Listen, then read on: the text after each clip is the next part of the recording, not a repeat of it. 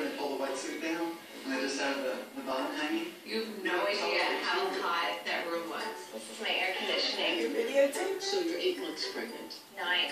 No! Yes. Please have it right here. Not that one. That's good television. I remember I was so nervous for Scott to do the Oprah interview. What are you guys doing?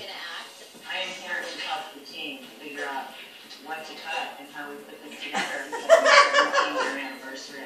What are you little freaky kids doing? I've never seen this before. One thing that you told the entire world in the Oprah interview is Okay, I'm gonna leave you alone. which is no shock, I think, to anybody sitting here. Kim and I have been really close. Go ahead. And I know that's your dinner. Relationship with each one of my daughters, and I feel like each one is so amazing. But with her, I think that we are kindred souls, and I think we're really much alike. You can't take it so personal. I am totally fine. It's just facts are facts. You think I was like your pageant child, and you are living